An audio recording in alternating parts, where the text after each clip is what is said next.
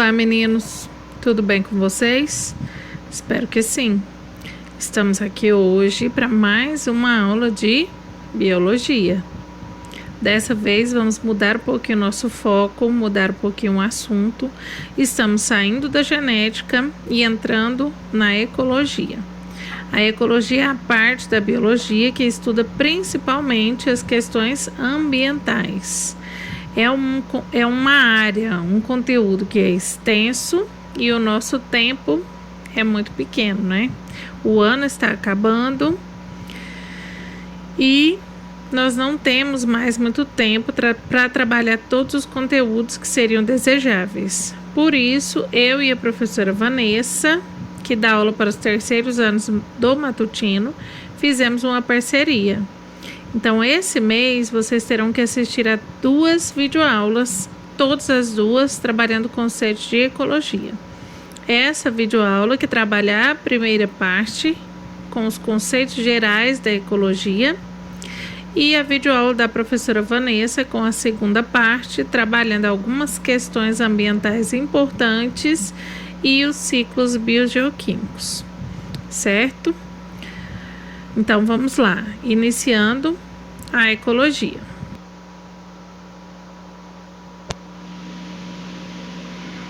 Bom, a ecologia é a parte da biologia que estuda todas as interações dos seres vivos entre si e com o ambiente em que vivem. Então, ecologia não é só estudar poluição, problemas ambientais. A ecologia envolve o estudo de todas as relações que existem entre um ser vivo e outro, e entre esses seres vivos e o ambiente em que eles vivem. Para estudar a ecologia, para entender melhor a ecologia, existem vários termos, várias expressões que a gente precisa entender melhor. Então, vamos iniciar o estudo desses termos, desses conceitos básicos, trabalhando os níveis de organização dos seres vivos. A gente sabe que na natureza é possível encontrar várias espécies de seres vivos diferentes, muitas espécies de animais, plantas, bactérias, fungos, vírus e etc. Uma espécie na biologia é definida como um grupo de organismos capazes de cruzar entre si, originando descendentes férteis. Ou seja, para que eu tenha 2 organismos e esses 2 organismos sejam considerados da mesma espécie, é necessário que não só eles sejam capazes de cruzar entre si e ter filhos, claro, falando de um macho e uma fêmea, né? Que eles não só sejam capazes de ter filhos, mas que esses filhos sejam férteis, capazes de continuar a reprodução da espécie. Só assim eu posso afirmar que eu tenho 2 indivíduos da mesma espécie lá atrás. Seres da mesma espécie tendem a formar populações. O que é uma população? Uma população é um conjunto de organismos da mesma espécie que vivem em uma mesma região, em uma mesma área, em um mesmo intervalo de tempo.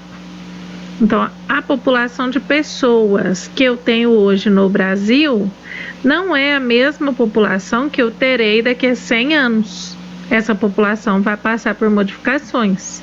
Então, eu não posso mais dizer que é a mesma população, porque a população muda com o passar do tempo. Comunidade.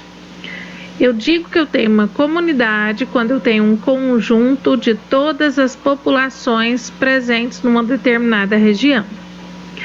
Vamos pegar, por exemplo, a população de Senador Canedo. Quando eu falo a população de Senador Canedo, população de quê mesmo? Eu tenho que especificar a população de pessoas em Senador Canedo é de tantos mil habitantes. Porque eu não tenho só população de pessoas, eu tenho uma população de cães, eu tenho uma população de gatos, eu tenho uma população de baratas, eu tenho uma população de galinhas, eu tenho várias populações vivendo em Senador Canedo em 2020. Quando eu reúno, então, todas essas populações, eu falo em comunidade. Então, eu posso dizer comunidade de Senador Canedo. Nesse caso, eu estou falando de todos os seres vivos, todas as populações de seres vivos que vivem em Senador Canedo. Quando esses seres vivos, quando eu considero esses seres vivos em interação com fatores do meio ambiente, quando eu considero que esses seres vivos interagem com o ar, com a água, com o solo, né, com diversos fatores ambientais, eu posso então considerar que eu tenho um ecossistema. Um ecossistema é uma unidade natural que compreende o conjunto das interações estabelecidas entre os seres vivos de uma comunidade, entre si e com o ambiente em que vivem. Não necessariamente um ecossistema tem que ser algo grande. Um aquário, um simples aquário que eu tenho em casa pode ser um ecossistema. Ali eu tenho seres vivos, né, populações, tem uma comunidade viva interagindo entre si e com fatores do meio ambiente. Então, posso considerá-lo um ecossistema. E, por fim, o último nível de organização dos seres vivos considerado na ecologia é a biosfera. O termo biosfera refere-se ao conjunto formado por todos os ecossistemas da Terra. Constitui a porção do planeta biologicamente habitada, ou seja, quando eu falo em biosfera, eu me refiro ao conjunto de todos os locais do planeta onde eu posso encontrar algum tipo de ser vivo. Ah, professora, então é tudo, o planeta inteiro. Não, existem regiões extremas no planeta onde ainda não se tem registro de nenhum ser vivo. Então, aqui eu tenho uma ilustração disso, né? Eu tenho lá uma população de pinguins, uma comunidade. Nessa comunidade reúnem-se algumas aves aos pinguins, então eu já tenho mais de uma população. Essa comunidade está em interação com fatores ambientais, como a água do mar, por exemplo, a neve, o solo, as rochas, o ar, formando um ecossistema.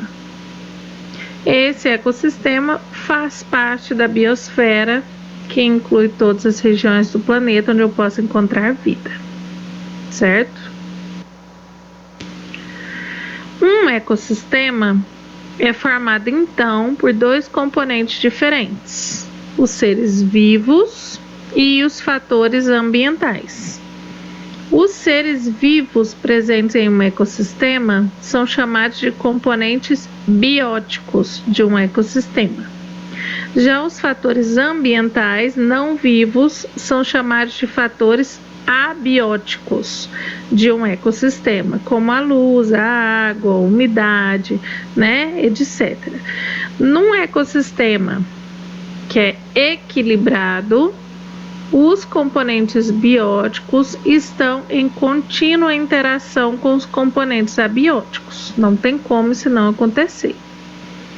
E nesse caso, os componentes bióticos desse ecossistema serão classificados em produtores, consumidores ou decompositores, sempre. Quem são os produtores? Os produtores, também chamados de seres autótrofos, são aqueles organismos presentes no ecossistema que são capazes de fabricar, de produzir o seu próprio alimento. Esses seres vivos podem ser fotossintetizantes ou quimiosintetizantes. Os mais comuns são as plantas e as algas. Então, sempre que você ouvir falar na ecologia de planta ou alga, você já tem que lembrar que eles são produtores, porque produzem seu próprio alimento. Os consumidores, também chamados de heterótrofos, são organismos que não conseguem produzir seu próprio alimento. Se eles não produzem, eles precisam adquiri-lo, ou seja, eles precisam consumir o alimento. Os consumidores podem se denominar de consumidor primário ou de primeira ordem. Quem é o consumidor primário de primeira ordem? É o primeiro consumidor de um ecossistema. É aquele que se alimenta do produtor. É aquele que se alimenta da planta, da alga. Esse é o consumidor primário. O consumidor secundário ou de segunda ordem é aquele que se alimenta do consumidor primário. O consumidor terciário ou de terceira ordem se alimenta do consumidor secundário.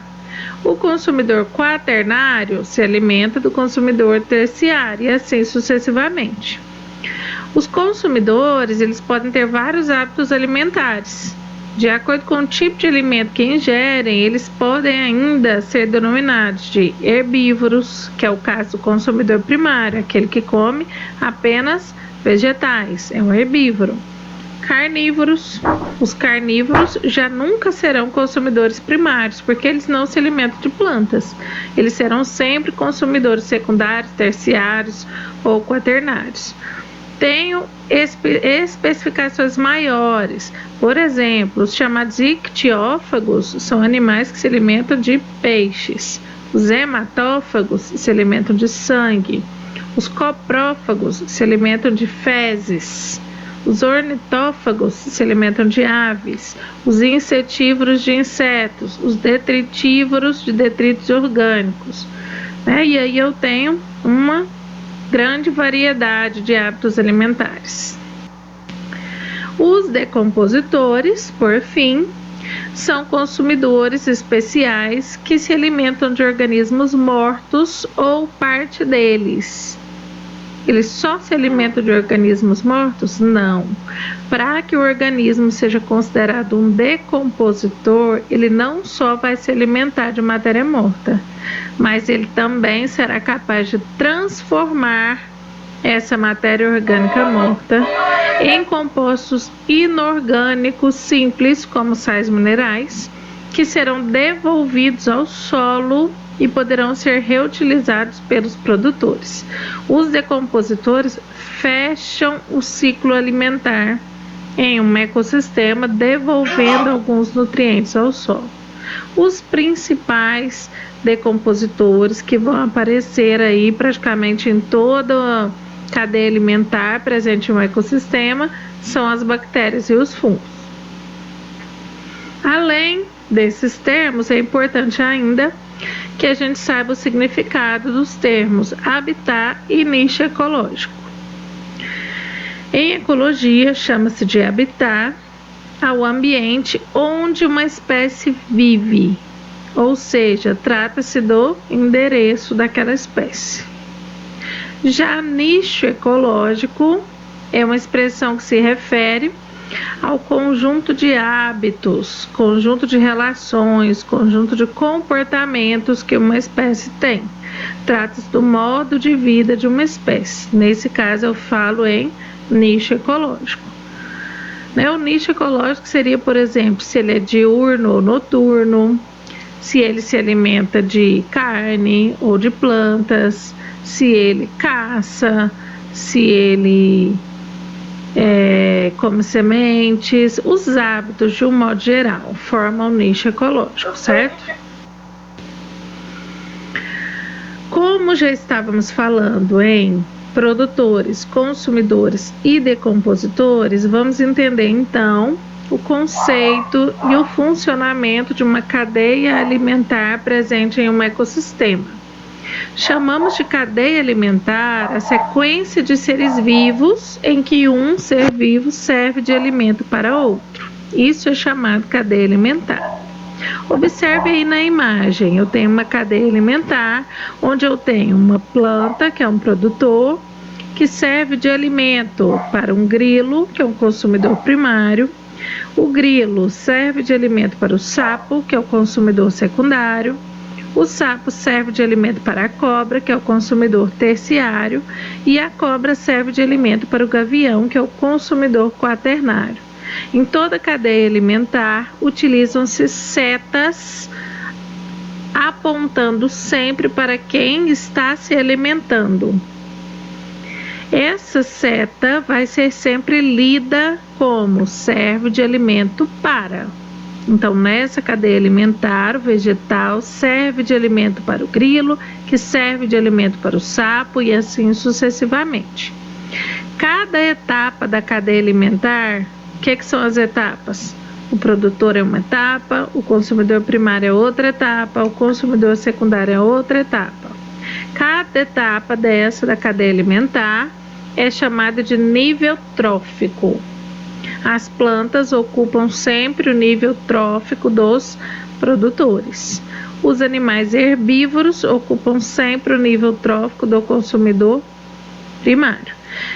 Uma cadeia alimentar, ela sempre vai começar com os produtores e terminar com os decompositores.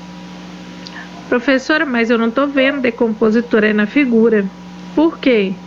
Porque como já se sabe que obrigatoriamente essa cadeia alimentar vai terminar com os decompositores, isso se torna implícito. Então é comum que eles não apareçam no esquema, no desenho, mas você não pode esquecer que no final dessa cadeia alimentar vai ter quem? Decompositores. Na verdade, os decompositores se alimentam não só do último organismo presente na cadeia alimentar, né? Não só do gavião, por exemplo. Ele se alimenta de todos os outros organismos. Por quê? Porque os decompositores vão se alimentar de uma folha que cai da planta, vão se alimentar das fezes, da urina, de pedaços de pele que um animal desse perde, né? Ao longo da vida, os decompositores vão estar se alimentando de restos orgânicos de um modo geral. No entanto, na natureza, lá no ecossistema, deixa eu dar um exemplo, o gavião não come só cobra, o sapo não come só grilo, o sapo come só grilo a vida inteira? Não, a gente sabe que não. O sapo come vários outros insetos além do grilo. Então, no ecossistema, as cadeias alimentares não são isoladas, como a figura aí que eu mostrei anteriormente. Várias cadeias alimentares normalmente se entrelaçam em um ecossistema porque muitos animais ingerem mais de um tipo de alimento. Essa rede de cadeias alimentares, né, quando eu tenho várias cadeias alimentares aí se entrelaçando, a gente tem então uma teia alimentar.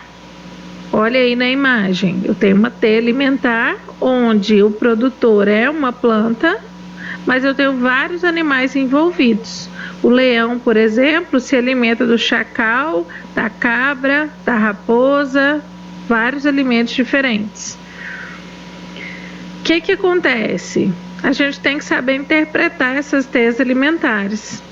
O leão, quando ele se alimentar da cabra, ele será um consumidor secundário, porque a cabra é o consumidor primário. Agora, quando o leão se alimentar do chacal, por exemplo, aí ele já vai ser um consumidor terciário, porque o chacal é um consumidor secundário. Então é necessário observar isso.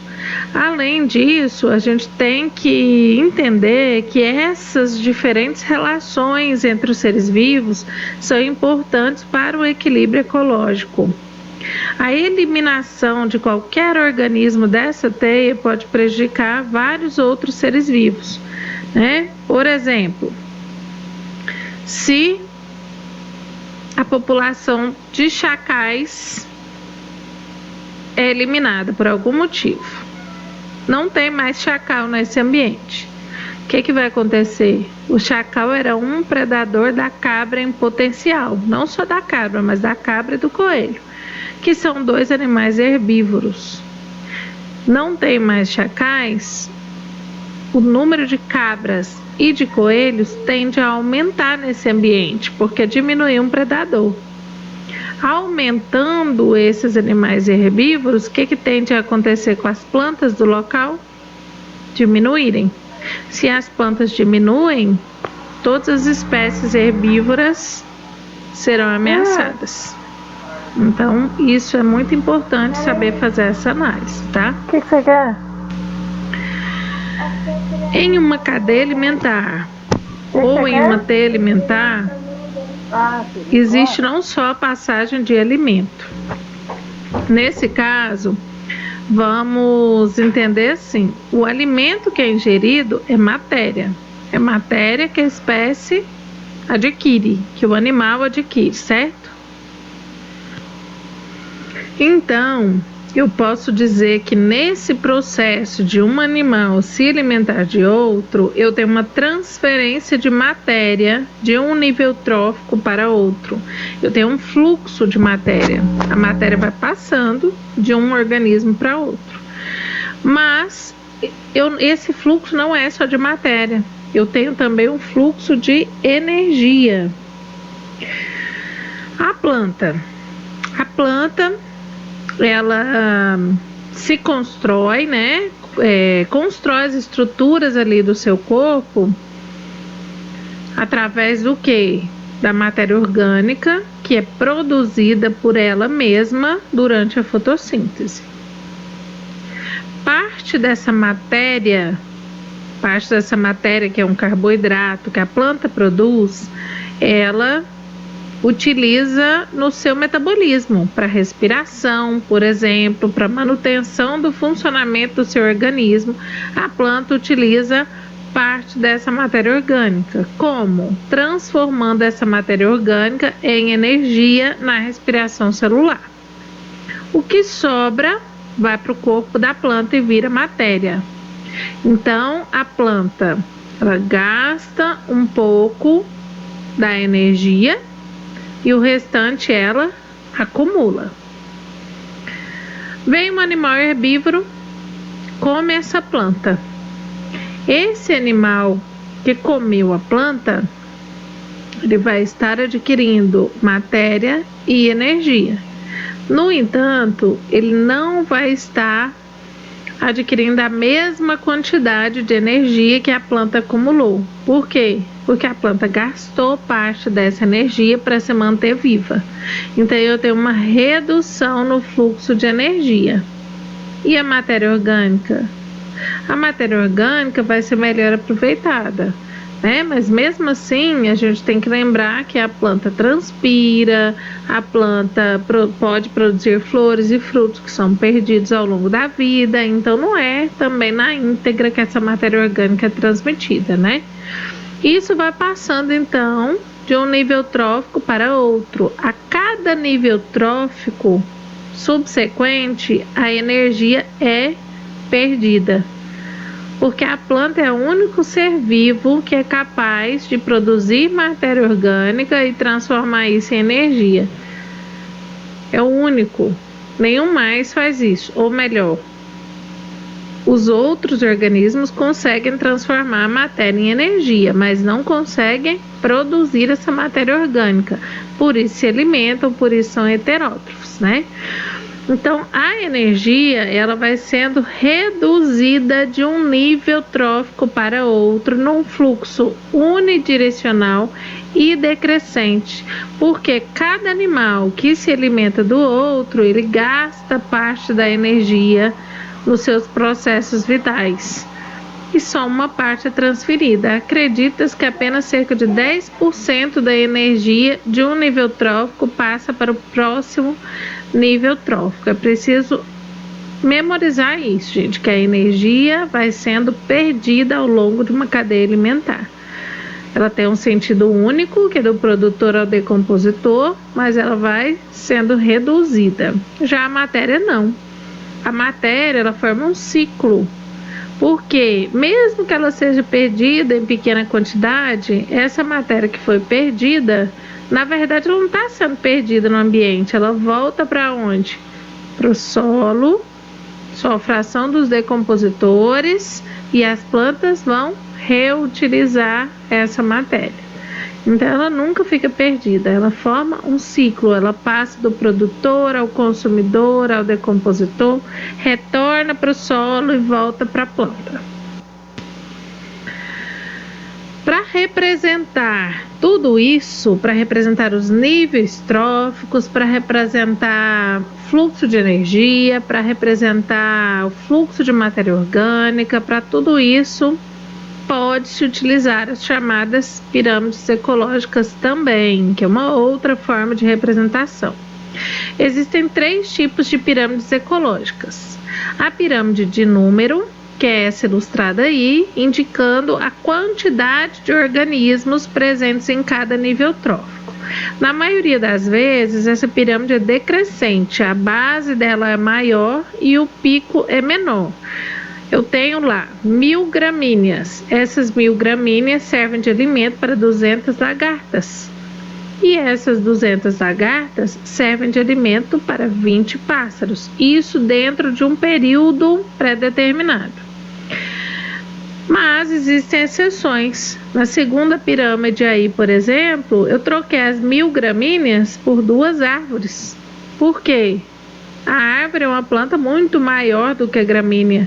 Então, enquanto 200 lagartas comem 1000 gramíneas, se essas lagartas estiverem em árvores, 2 árvores são suficientes para que elas se alimentem. Por isso tem essa diferença aí no formato da pirâmide. A pirâmide de biomassa vai expressar a quantidade de matéria orgânica que é transmitida e acumulada a cada nível trófico. As plantas contêm a maior parte da biomassa terrestre, a maior parte da matéria orgânica, porque elas produzem essa matéria na fotossíntese.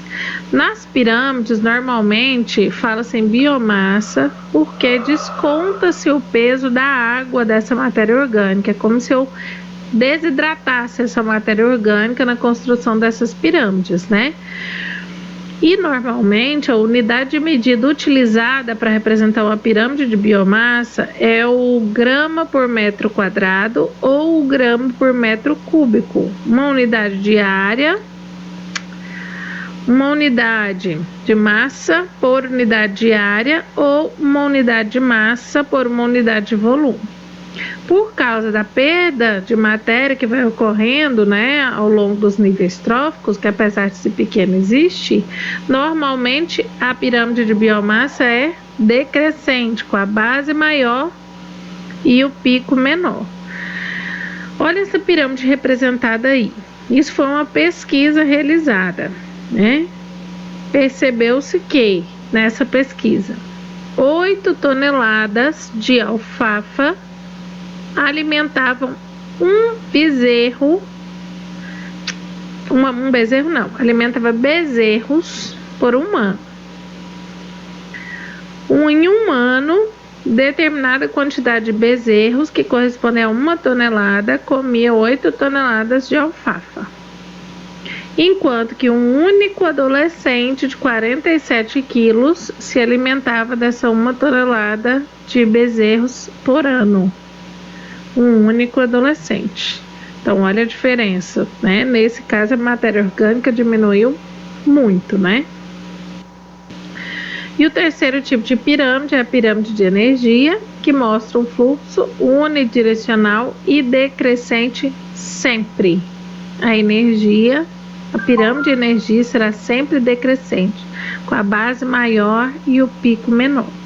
A unidade de medida utilizada é a quantidade de energia por área por ano ou a quantidade de energia por volume por ano. Então, quilocaloria por metro quadrado por ano ou quilocaloria por metro cúbico por ano. Considera-se que apenas 10% da energia é transferida de um nível para outro. Então, enquanto eu tenho 1000 quilocalorias por grama por ano nos produtores, eu vou ter 10.000, eu tenho 10.000 quilocalorias por grama por ano nos produtores. Eu vou ter 1.000 quilocalorias por grama por ano no nível dos consumidores primários, 100 quilocalorias por grama por ano no nível do consumidor secundário e 10 quilocalorias por grama por ano no nível do consumidor terciário. Tá? Então, redução de 10% sempre no fluxo de energia.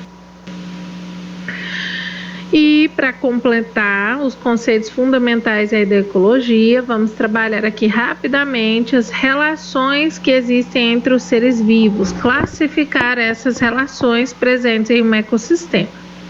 né? Em um ecossistema, em uma comunidade, existem vários tipos de relações diferentes. Essas relações, elas são classificadas como relações intraespecíficas ou relações interespecíficas.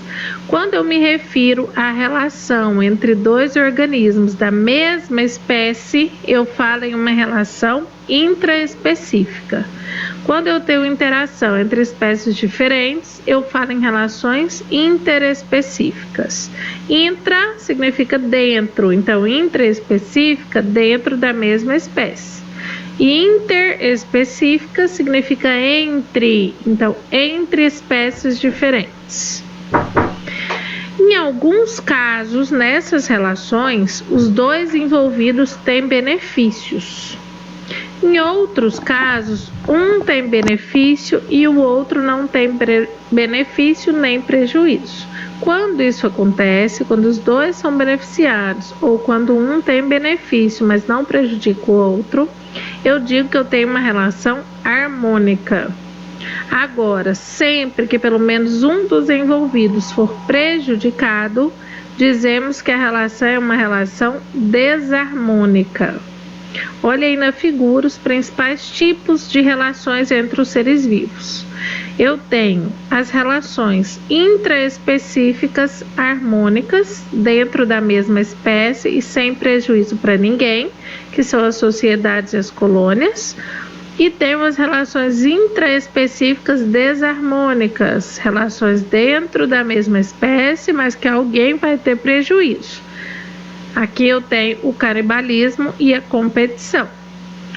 As relações interespecíficas harmônicas entre espécies diferentes, sem prejuízo para ninguém. Entre elas eu tenho aí a protocooperação, o comensalismo, o mutualismo e o inquilinismo. E as relações entre espécies diferentes, mas desarmônicas, principais são o parasitismo e o predatismo. Vamos então entender cada uma delas. As sociedades. A sociedade é uma relação harmônica que ocorre entre indivíduos da mesma espécie e nesse tipo de relação existe uma cooperação intensa dos indivíduos uns com os outros. Eles dependem intensamente uns dos outros. A sociedade é caracterizada principalmente pela divisão de trabalho. Abelhas são exemplos de sociedades, né? São insetos sociais, formam sociedades. Abelhas, cupins, formigas, vespas, castores, gorilas, seres humanos são exemplos de espécies que vivem em sociedade. Nós somos seres que vivem em sociedade e existe uma divisão de trabalho entre nós. Uns dependem dos outros, né? Nós temos médicos, engenheiros, professores, vendedores, várias profissões diferentes que se complementam, né? Nenhum ser humano vive sozinho, todo ser humano depende de uma sociedade para viver. Mas entre os insetos isso é muito mais intenso. Entre os insetos sociais a divisão de trabalho é tão grande que eles sofrem mudanças inclusive no corpo, sofrem adaptações de acordo com a função que cada um tem. Isso é chamado de polimorfismo morfológico. Olha aí as imagens, ó. Eu tenho lá nas formigas, eu tenho diferenças entre as operárias, reis e rainhas. As operárias não têm asas, por exemplo. E entre reis e rainhas, o tamanho do corpo tem uma grande diferença. Nas abelhas, eu tenho também operária, rainha e zangão. Olha aí a diferença do corpo deles. Essas funções que cada um executa nesses insetos sociais recebem o nome de castas. Então, nas abelhas eu tenho 3 castas: a casta das operárias, a casta da rainha e a casta dos zangões. As colônias também são relações harmônicas intraespecíficas entre indivíduos da mesma espécie. Aqui também pode existir divisão de trabalho. Não é obrigatório, porque todos podem realizar a mesma função, mas pode haver divisão de trabalho. A diferença entre a colônia e a sociedade é que na colônia os indivíduos são unidos anatomicamente. Eles não se separam facilmente. Eles dependem tanto um do outro que eles têm que permanecer unidos o tempo todo. A caravela portuguesa, ilustrada aí na figura, é um exemplo de colônia, né? A gente entende muitas vezes, muitas pessoas pensam que a caravela portuguesa é um único animal. Na verdade não é. É uma colônia de quinidários que se associam para dividir funções e se adaptar melhor ao ambiente. Mutualismo.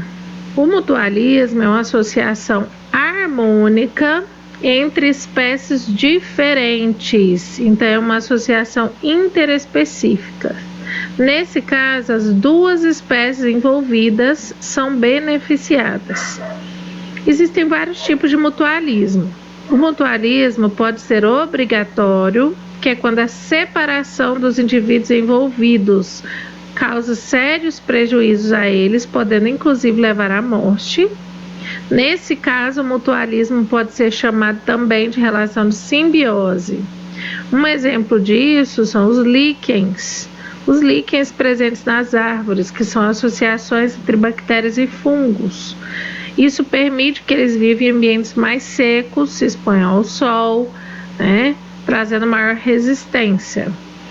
A associação que existe entre cupins e protozoários, né? Os cupins possuem uma associação com protozoários que vivem em seu sistema digestivo e possibilitam a digestão da celulose presente na madeira, por exemplo. Sem os protozoários, os cupins não conseguiriam realizar essa digestão. Existem algumas bactérias que se associam a raízes de leguminosas e facilitam a fixação do nitrogênio, por exemplo, né? E as micorrizas, que são associações entre fungos e raízes de plantas também. E todos esses são exemplos de mutualismo obrigatório ou relação de simbiose. Quando o mutualismo não é obrigatório, ele pode também ser chamado de protocooperação. Nesse caso, os indivíduos envolvidos podem se separar sem ter grandes danos, tá? Exemplos disso são as relações que existem entre o caranguejo paguro e a anêmona do mar, ou entre as aves e alguns mamíferos. Observe as imagens. Na primeira imagem eu tenho um líquen, associação entre fungo e bactéria. Na segunda imagem eu tenho uma micorriza, associação entre fungo e raízes de plantas. São relações obrigatórias de mutualismo, simbiose. Na terceira figura eu tenho um caranguejo paguro associado a uma anêmona do mar. Esse caranguejo é um caranguejo que se aproveita de conchas abandonadas para viver dentro dessa concha.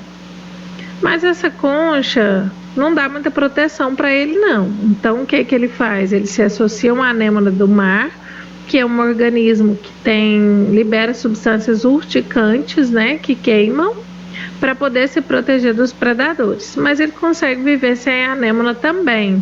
Por isso é protocooperação, não é obrigatória essa relação.